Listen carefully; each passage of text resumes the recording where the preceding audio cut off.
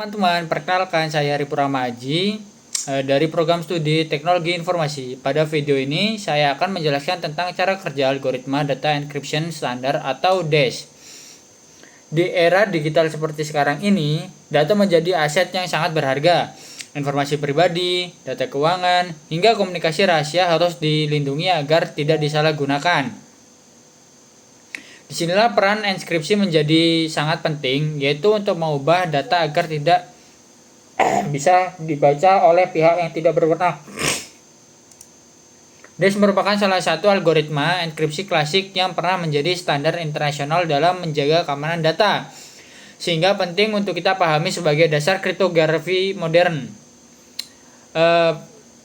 Data encryption standar atau DES adalah algoritma enkripsi simetris yang artinya proses enkripsi dan deskripsi menggunakan kunci yang sama. DES dikembangkan pada tahun 1970 oleh IBM dan kemudian diadopsi sebagai standar resmi oleh National Bureau of Standards di Amerika Serikat pada tahun 1977. Pada masanya, DES digunakan secara luas untuk melindungi data sensitif, terutama di sektor pemerintahan dan perbankan. Namun, seiring perkembangan teknologi, DES mulai dianggap kurang aman. Cara kerja algoritma. Di sini DES bekerja dengan menggunakan enskripsi data dalam bentuk blok berukuran 64 bit. Artinya, data yang lebih panjang akan dibagi menjadi beberapa blok sebelum diproses. Secara garis besar, proses DES terdiri dari 3 tahap utama, yaitu initial permutation, 16 ronde inskripsi, dan final permutation. Pertama, plain text 64 bit akan melewati initial permutation, yaitu proses pengecekan posisi bit berdasarkan tabel tertentu. Kemudian, data dibagi menjadi 2 bagian, yaitu left block dan right block. Masing-masing berukuran 32 bit.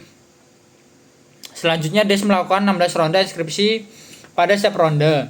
Right block akan diproses menggunakan fungsi khusus yang melibatkan subkey, lalu hasilnya di XOR dengan left block.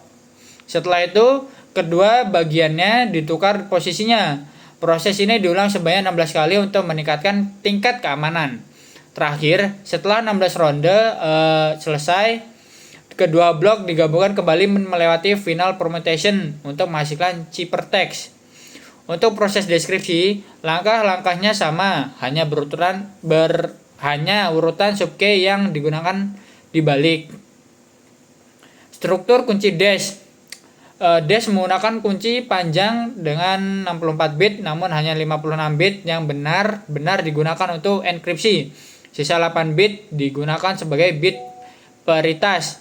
Kunci utama ini kemudian diproses untuk menghasilkan 16 subkey, masing-masing berukuran 48 bit yang digunakan pada setiap ronde inskripsi. Peran kunci yang sangat penting dalam DES karena tanpa kunci yang benar, ciphertext tidak dapat dikembalikan ke dalam bentuk plain text. Keamanan dan tantangan DES. Pada awal penggunaannya, DES dianggap cukup aman. Namun, dengan perkembangan kemampuan komputasi, panjang kunci 56 bit menjadi terlalu pendek. DES rentan terhadap serangan brute force, di mana penyerang mencoba semua kemungkinan kunci hingga menemukan yang benar. Karena alasan tersebut, DES kini sudah tidak direkomendasikan untuk sistem keamanan modern dan digantikan oleh algoritma yang lebih kuat seperti AES. Penerapan DES di dunia nyata. DES pernah digunakan secara luas dalam sistem perbankan, kartu ATM, dan komunikasi pemerintah. Kelebihan DES adalah strukturnya yang sederhana dan cepat untuk diimplementasikan, namun kelemahannya terletak pada tingkat keamanan yang sudah tidak lagi memadai. Meski demikian, DES masih sering dipelajari sebagai dasar untuk memahami konsep enskripsi blok dan algoritma kriptografi simetris. Sebagai kesimpulan, DES adalah algoritma enkripsi simetris yang bekerja dengan blok data 64 bit dan menggunakan 16 ronde inskripsi untuk mengamankan informasi. Walaupun saat ini sudah tidak digunakan dalam sistem modern, Dash tetap memiliki peran penting dalam sejarah dan perkembangan kriptografi.